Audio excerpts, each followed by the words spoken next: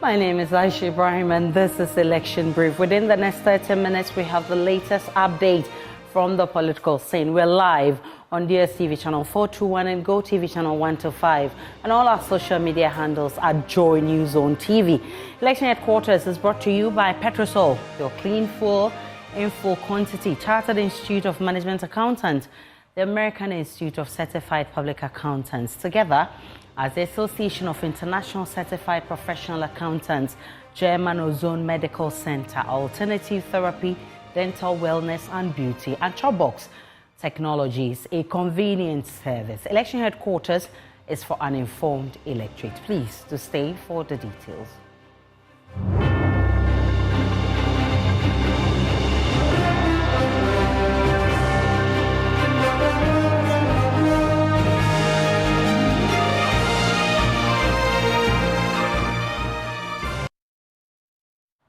Flag bearer of the governing NPP, Dr.Bawumia, has described the Pwalugu Multipurpose Dam in the Upper East region as a priority project and must be constructed. He admits government's inability to construct the project despite the cutting of sword in 2019 with close to 1 billion cedis funding and expected to be executed by China Power operators of Sino Hydro. Although the necessary processes have been advanced for the construction of the project, the actual construction is yet to begin. But addressing the clergy in his ongoing campaign tour of the Upper East region, Dr. Bawumia assured that his government will complete the project to assuage the perennial flooding from the spillage of Bagri Dam in Burkina Faso. My first priority is going to be agriculture. Agriculture and large-scale commercial agriculture, mechanized agriculture with the application of technology. This is what has been lacking. We have the land, we have the water, and so we need to move into large-scale commercial production, mechanized with technology that we are going to use to help our farmers access credit and with irrigation. I have no doubt in my mind, and I was championing the Pwalugu Dam. We have not yet been able to do it, but by the grace of God, I believe we are going to do the Pwalugu Dam. It has to be done. It's a major priority because that can bring 28,000 hectares into cultivation.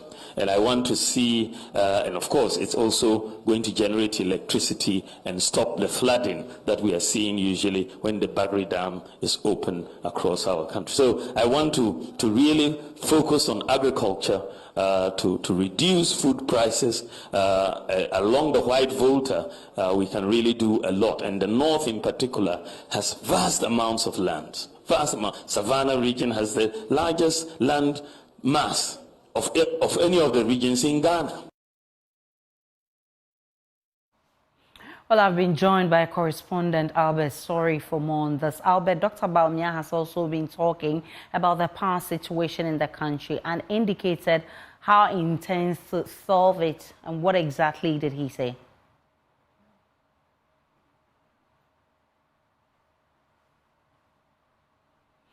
Albert, kindly unmute.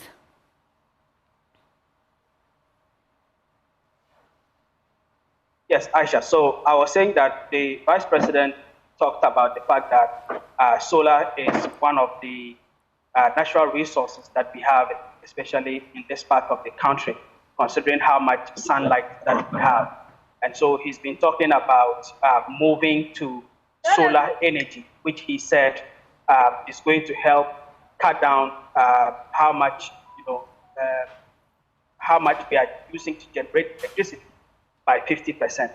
And he is hoping that when or if he is given the opportunity to lead the country, solar energy is one of the policies that he's going to aggressively tackle. The next major objective for me is to bring down the cost of power, electricity. And how am I going to do it? I want to do it by shifting Ghana away from fuel-generated power to solar-generated power. I want us to move away from fuel to solar. Solar is given to us by God for free.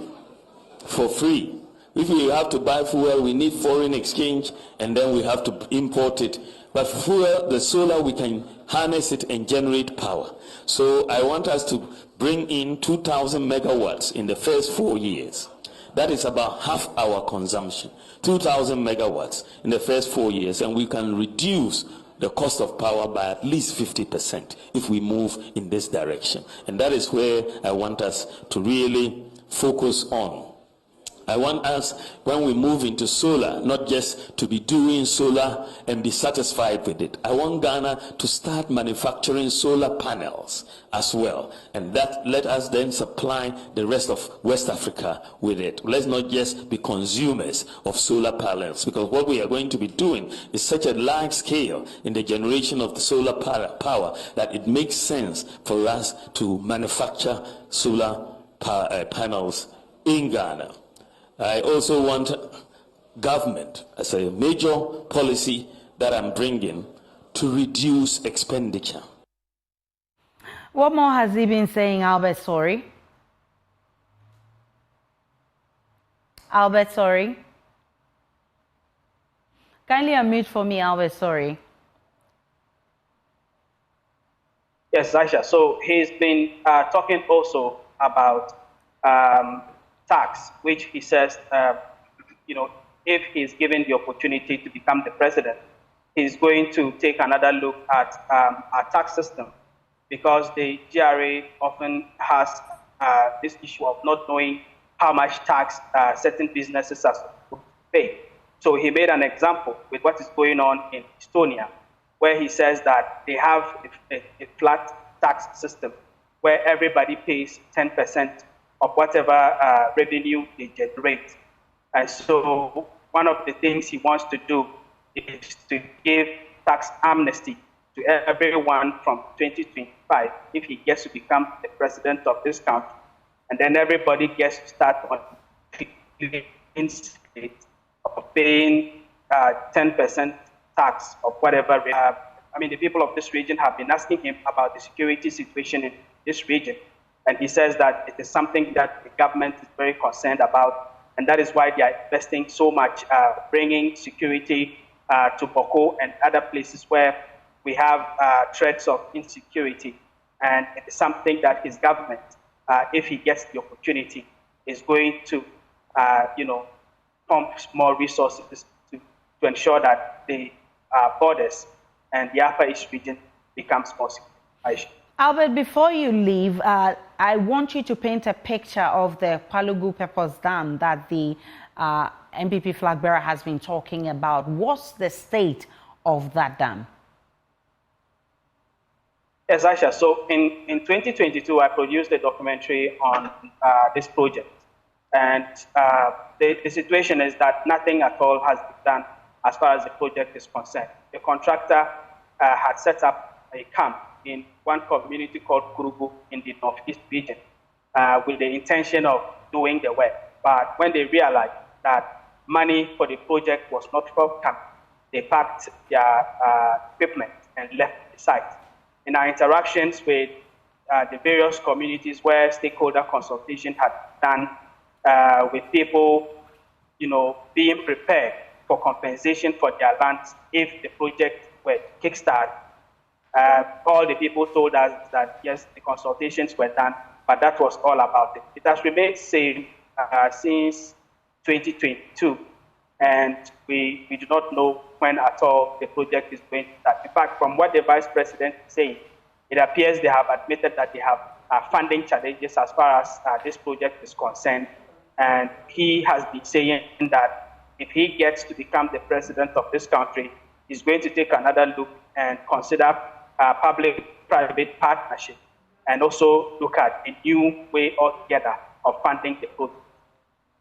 Albert, sorry, thank you for the update. Well, I've been joined by NPP Director of Communications, Richard Ahiagba.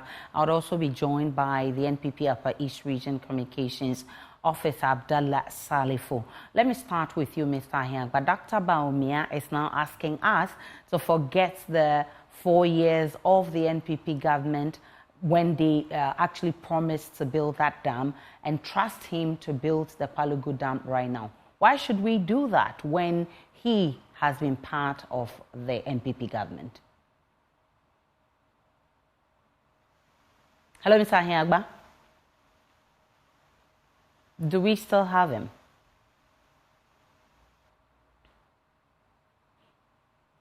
All right. So we will bring Mr. Ahiagba back for this interview, but Abdullah Salifu is on the other line. Mr. Salifu, Dr. Bawumia says that he will build the Pwalugu Dam. Case closed?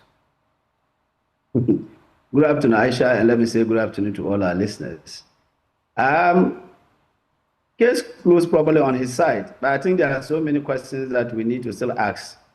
The Auditor General report tells us that almost 12 million United States dollars, equivalent to about 180 million Ghana cedis, has already been spent. So even if he wants us to close the docket on the fact that they can no longer construct it if they want to eat back their wares, that is fine. But what happens to the 12 million United States dollars? I think these are questions that whether the case is being closed or not, Vice President Dr. Bawumia and his Minister for Energy, including the other stakeholders, must answer what has happened to the 12 million United States dollars. So if he wants to close it, fine. But I think that the question still needs to be answered. Thankfully, Mr. Ahiagba is on the line. Mr. Ahiagba, do you have an answer to Mr. Salifu? Thank you very much, and good afternoon to your listeners. I think I heard your earlier question about the Pwalugu Dam and the position of the Vice President. I think that the Vice President was very clear that one of his legacies would be build the Pwalugu Dam. We must go back to this a little bit to understand that this dam has always been on our agenda since in the early, somewhat started with village studies, 2000, and still better from the middle summer. Still that is not terminated. This government committed to it and planned the component program to build a dam that it will bring a major economic activity with respect to special agriculture. Look about 2,000 hectares for them and 58,000, which is for enhanced into space average about 6, 7. Mr. Ahiagba, we are having some difficulty hearing you. If you can reposition yourself so that we can hear you well. Is it any better? Yes, it's clearer. Okay. It's clearer now. Okay, very well. So what I was saying was that, so definitely the Vice President is committed to making sure that the dam is built to the extent that he wants it to be one of his legacies. So that commitment is very clear. The challenges now I think we lost Richard Ahiagba, who is Communications Director of the NPP, and he's been trying to defend Dr. Bawumia's position that he should be given the mandate so that he will build the Pwalugu Dam, actually admitting that the NPP government has failed to do it as promised in 2019. Mr. Salifu Abdullah, the man is saying that if you give him power, he will build the dam. Let's look at the benefits of this Pwalugu Dam in terms of feeding that constituency or community where it's supposed to be built. Yeah, thank you very much, Aisha. But before we even come to the benefits, it's important we establish the fact that Dr. Bawumia does not deserve to be given any opportunity because already he has failed us. His senior brother, His Excellency President John Dramani Mahama, did so well, under his tenure as president in 2013. He got funding from the World Bank and that of the French government to conduct the feasibility studies on this very project. Don't forget, before him, successive governments, right from Nkrumah to at Champon's time, had equally tried to see what they could do with the project. So when the project was finally, when the feasibility study was concluded in 2018, it was clear that we now just needed funding to execute it. Initially, we were told that the funding of the project was going to come from the Sino-Hydro money. That is what we were told, which was about 3 billion United States dollars. Now, if you follow development, people will tell you, and even the finance minister will let you understand that, yes, when the money came, per the disbursement he did, there was no any allocation for the Pwalugu Multipurpose Dam. On the day of the sword cutting, I was there myself, when the president, His Excellency President Nana Akufo-Addo, said the funding was now going to be GOG, Government of Ghana. Some of us had reservations because, you wonder how we are going to get, $1 billion, almost $1 billion United States dollars on our own to construct such a big project. But nonetheless, we decided to give them the benefit of the doubt. They have failed us. The bottom line is that they can't do it again. And even if we want somebody that we can trust to execute this project, it cannot be, of course, Vice President Dr. Bawumia. He and his boss has failed us. But the question I continue to ask is, where is the 12 million United States dollars that the Auditor General, that the Governor of the Bank of Ghana has agreed that they have paid this money to the contractor? Where is it? Because, look, when you go to the site, madam, you will not see anything. I am from the Upper East region. I have been to Pwalugu severally, nothing. I have been to Saraba, nothing. I have been to Kurugu, nothing. So the question we keep on asking is, where is the 12 million United States dollars? 180, if you are to do the exchange rate of 1 to 15, that's 180 million Ghana cedis. And then Aisha, let me make this revelation. If you care to know, the highest any district has ever gotten as its common fund in the Upper East region has been 291,000 Ghana cedis. Now, per my own mathematics, if you multiply this 291,000 by the 15 districts, by 4 quarters, by 8 years, you will get 144 million Ghana cedis, which is less than 180 million, equivalent to the 12 million United States dollars that the government of President Akufo-Addo and Dr. Bawumia have just thrown away. But I believe it has not gone to waste. It has gone to individual pockets. As you know, money doesn't float in water. Wherever the money has gone to, we want answers. Because like you rightly said, this project stands a chance of bringing us so many economic benefits. Look, the irrigation aspect is big. Apart from that, we are getting 60 megawatts of hydro, 50 megawatts of solar, and then there's even a water project which is attached to it, which I tell you, we'll have to discuss it on a different day, because this water project is supposed to be inclusive the entire project. The project has been diverted and sent somewhere. Meanwhile, the project is supposed to be constructed within the enclave, within where the dam is happening, where the people are going to be affected, so that the people will get potable water. But I can tell you that Right, so Abdallah Salifu made the point there. We lost him briefly because of internet connectivity. Hopefully he comes back. But Richard Ahiagba, that's a question that he wants answers to. The 12 million US dollars, where is it? Matter will have to be addressed. I think Public Account Committee is engaging the matter. Those expenditures are not things that are not documented. They are documented. So the agencies in charge of requesting those expenditures will have to answer for that. But for us as a government and as a party, our concern is that that dam must be built. And I was making the point earlier that we need to really avert our minds to the history. That it's not a project that just emanated today. It's been on the agenda since the early 90s, and some work started, I think, around 2000, thereabouts. And so it's a continuation of that project, and the commitment that this government has given to that project and moved to designing and having all these multiple layers of benefits put to it. The only thing that is missing, what's the challenge now, is the funding, which the Vice President actually spoke about, to say that there's going to be a forward commitment to broaden the scope for search for funding for it, even to the point of looking at private participation to realize that dream. What I can guarantee you is a firm belief that the Vice President will construct this dam. He actually, in his statement this afternoon to the original House of Chiefs, made it clear that he wants this to be one of his legacies, to build a Pwalugu Dam. So definitely it will be built because he understands the value. What he said in that presentation also to say that his vision to transform Ghana is underpinned by agriculture. And to achieve that agricultural vision, there's a need for irrigation. And you know that inherent in this program, one of the components is to be able to irrigate close to about 25,000 hectares of arable land. That's about 62,000 acres of land.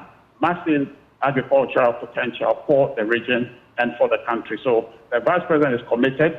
The President currently, and the effort that has been put is still in motion, but ultimately is saying that as a continuation of governance process, if given the chance, it will ensure that the Pwalugu Dam is built. But Mr. Hiagba, whilst the government was making that promise, didn't you know your source of funding?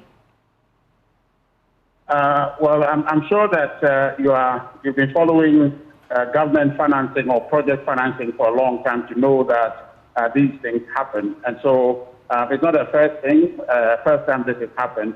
But what is clear is that the commitment is not in doubt. The desire to get it done is there, and the Vice President is committed to it. And I just indicated to you that he's committing that to be one of his legacy. A temporary challenge of funding is not new. Many government projects have suffered this, but the key is that is the government committed, is the persons in power committed to getting it done by all means. Yes, the Vice President is committed, and this will be done.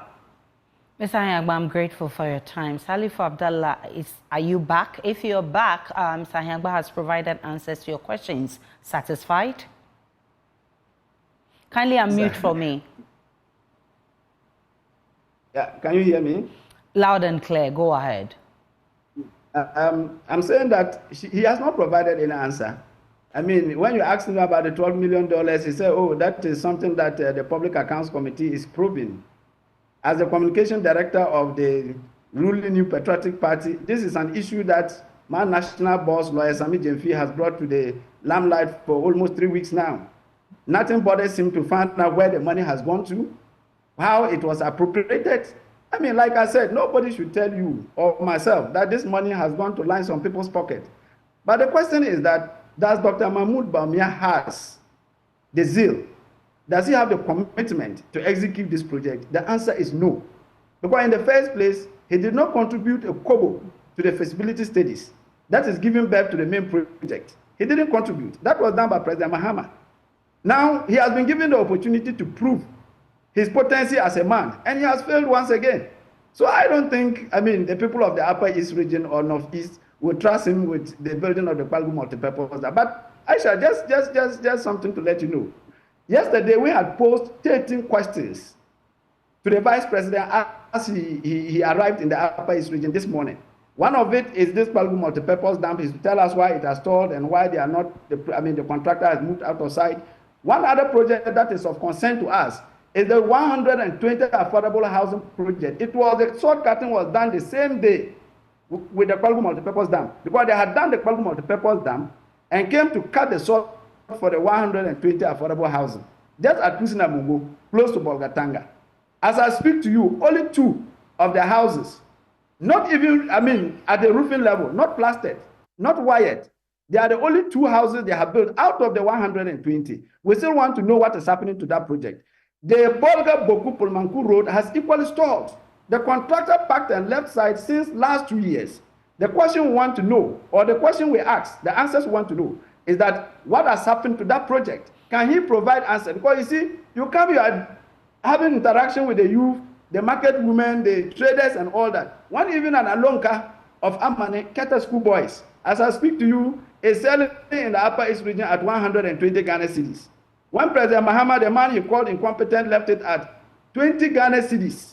The maximum you could get Keta school boys was 25 Ghana cedis and Alonka. So you come and you're putting on the faces of these miserable women who are frustrated because every day their capital is being eroded, and you tell them to vote for you. Who will do that? I'm sure, as Mr. Hiagba puts it, the matter which is at the Parliament's Accounts Committee for probing will definitely come back to this issue and also get answers to that $12 million you talk about. Grateful for your time, Salif Abdallah. That's all time will allow us. Let's get on to other stories. A women's group associated with the New Patriotic Party in the Ashanti region is calling on the party flag bearer, Dr. Bawumia, to select a female as his running mate in the upcoming presidential election. The group says such selection will guarantee a formidable team that will help the NPP break the 8. The group says it's ready to rally behind any woman selected by the flag bearer as running mate.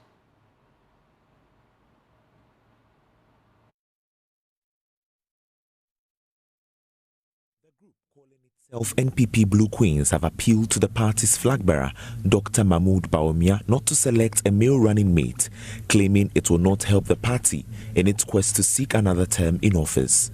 According to the group, the 2024 presidential election warrants a male-female partnership to secure victory.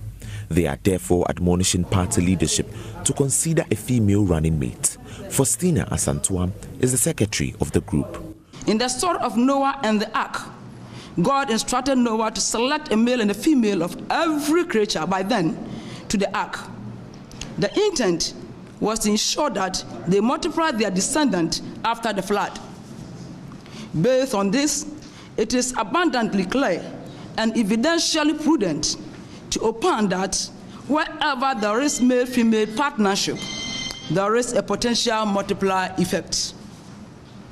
Ghana, in our current post-COVID-19, Russian-Ukraine war, economic recovery trajectory, does not need a running mate with swag or flex, but rather a persona with a multiplier effect.